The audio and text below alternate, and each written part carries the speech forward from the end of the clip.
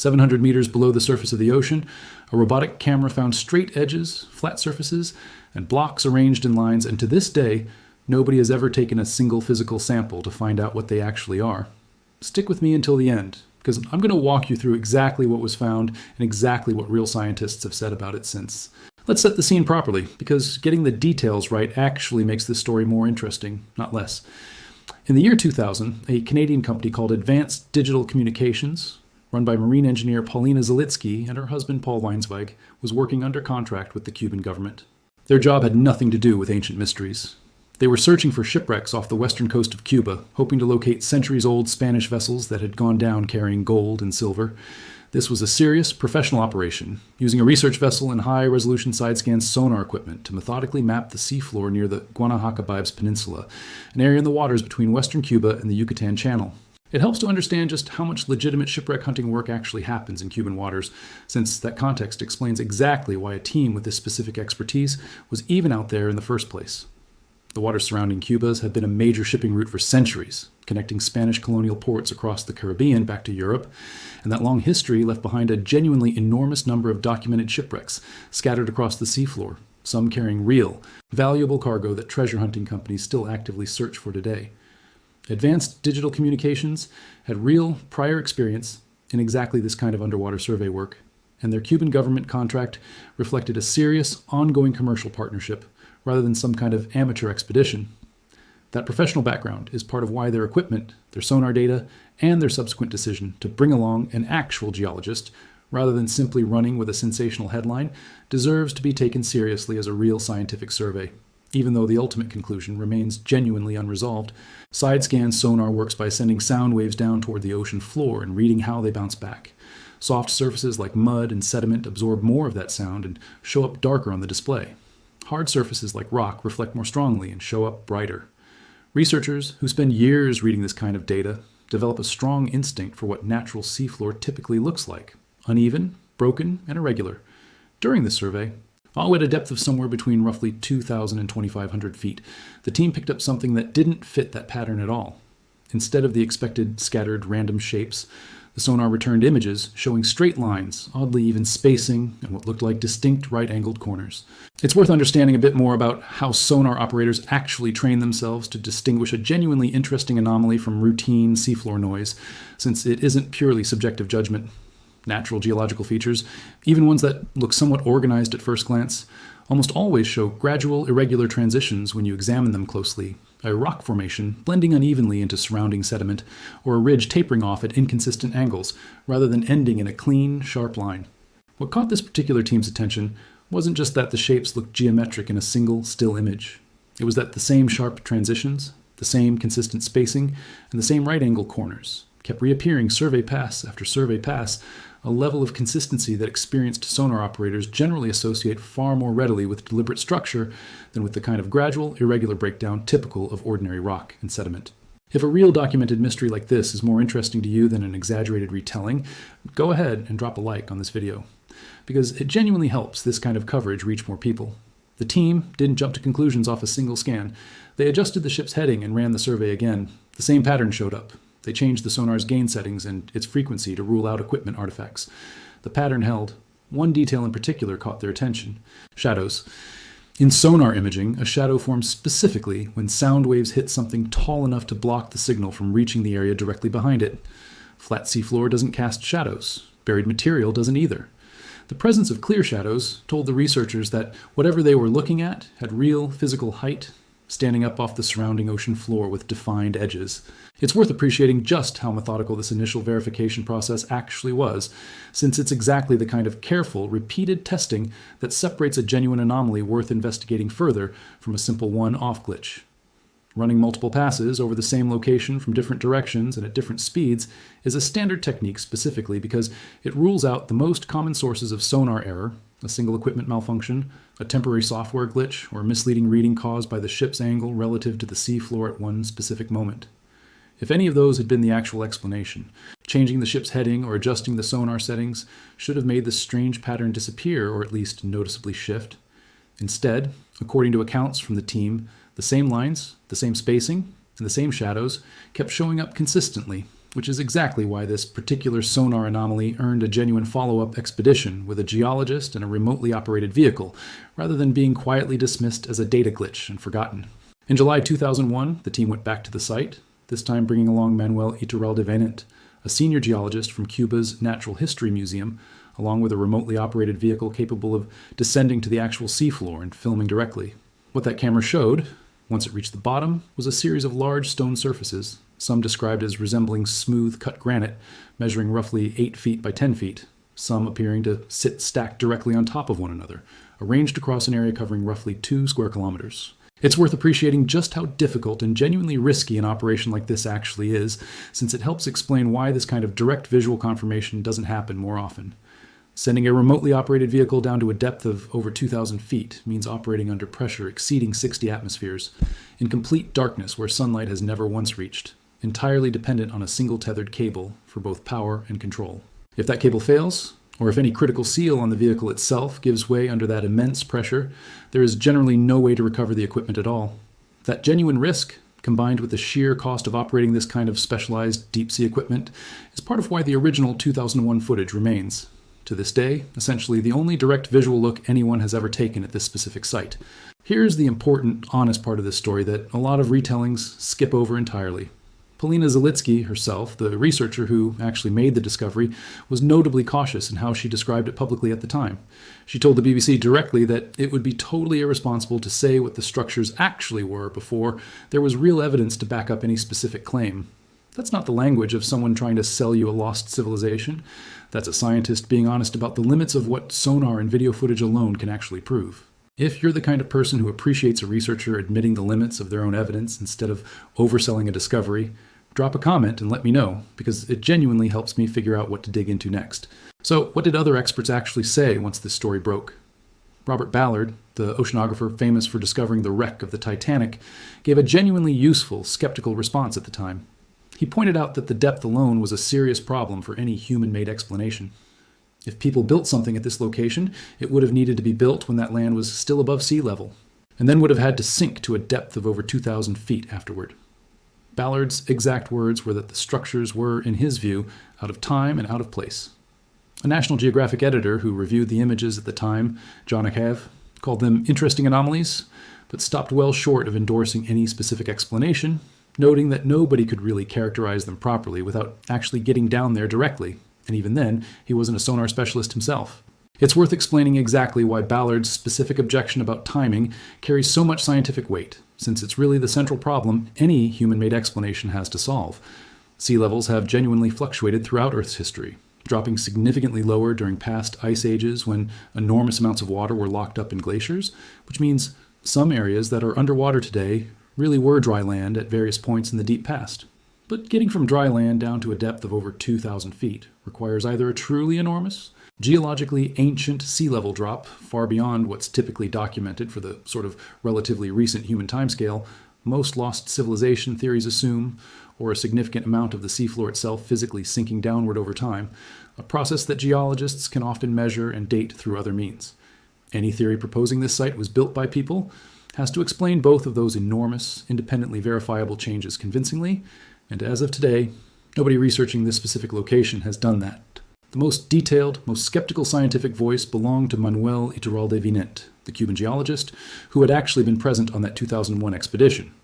Over the following years, he studied the collected data in far more depth than most of the media coverage ever did, and he became one of the loudest voices arguing against the idea that these structures were built by people.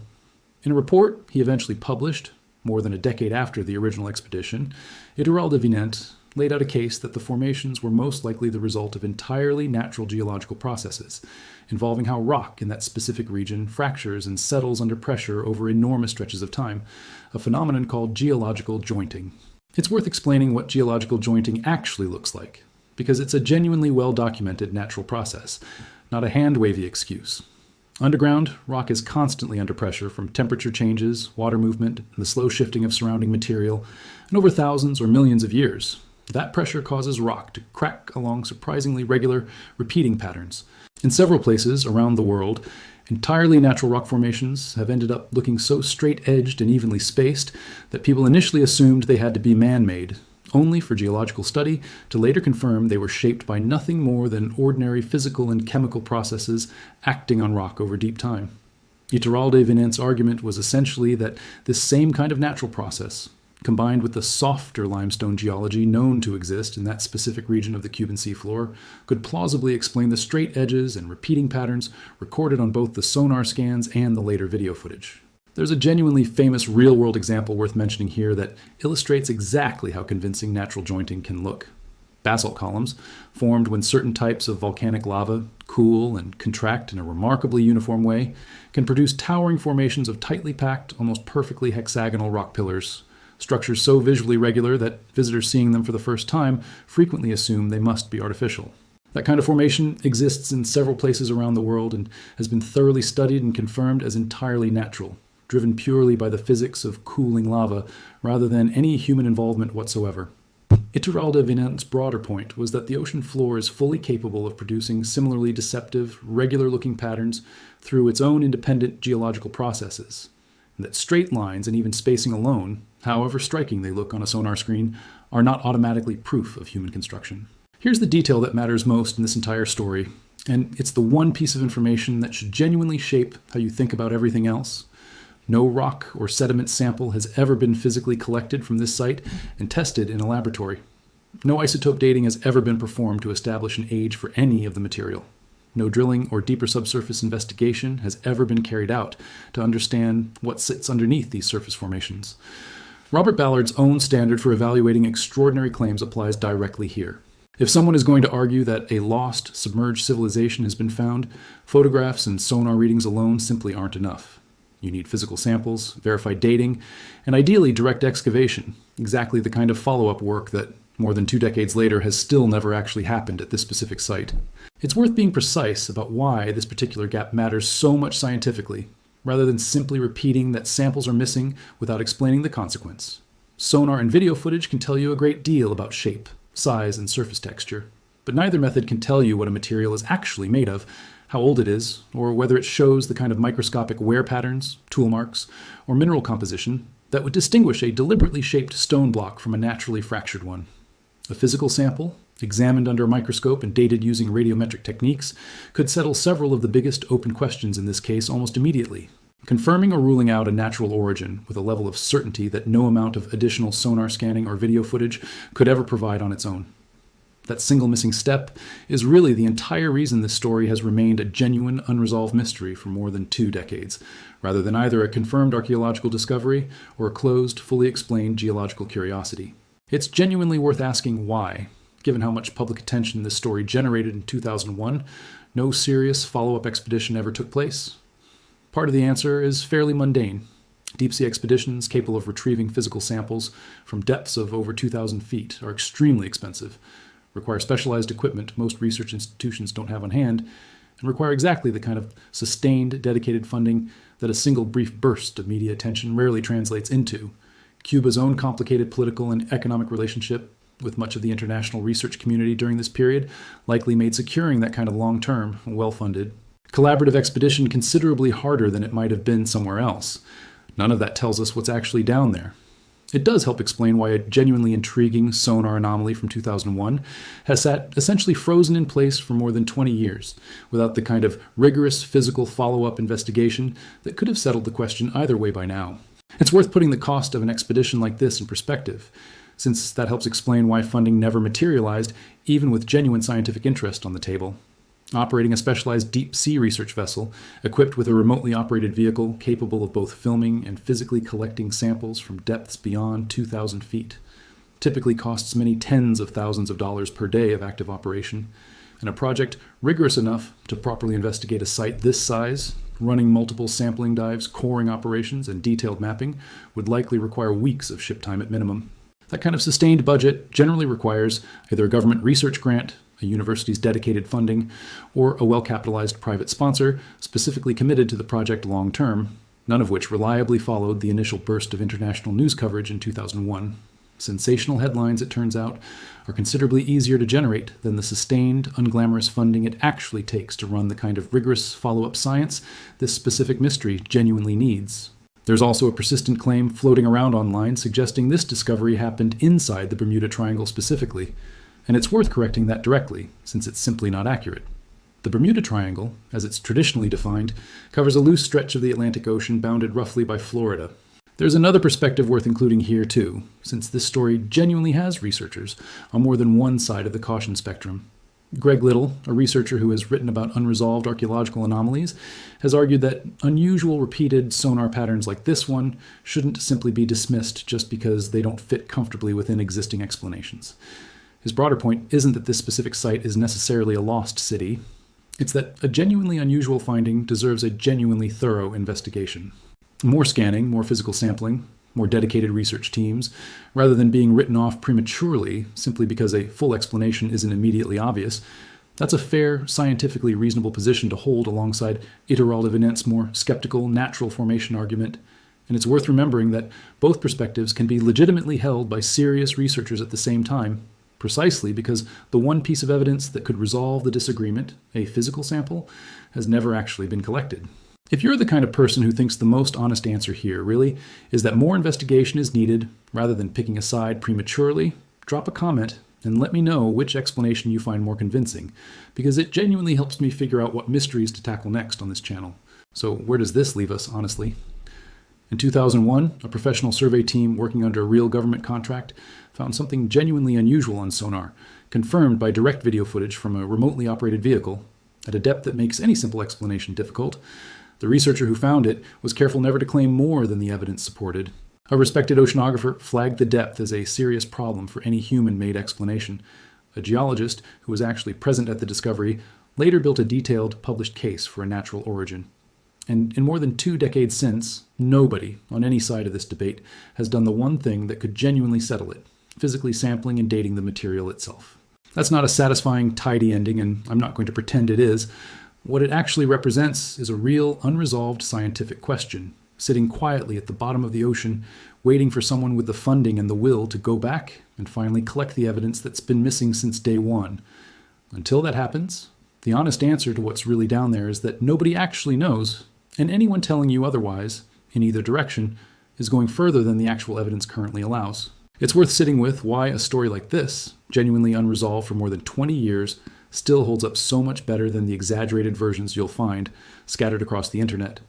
A confirmed answer, in either direction, would actually be less interesting than the current state of affairs. If Iturralde de Venet's natural formation theory is eventually confirmed through direct sampling, that would still be a genuinely fascinating story about how deceptive natural geology can be, deep beneath a stretch of ocean nobody had properly mapped before. And if, against most current expert expectations, physical sampling someday revealed genuine evidence of human construction at that depth, it would represent one of the most significant archaeological findings in modern history, forcing a serious reconsideration of what we think we know about the timeline of human civilization in this specific corner of the Caribbean. Either outcome is worth taking seriously. What isn't worth taking seriously is pretending, in either direction, that the question has already been answered when the physical evidence needed to answer it has simply never been collected. If you want more ocean mysteries covered with the real facts intact and the exaggeration left out, subscribe to this channel and turn on notifications, because there's a lot more of the ocean's genuine unanswered questions still worth digging into properly. Thanks for watching, and I'll see you in the next one.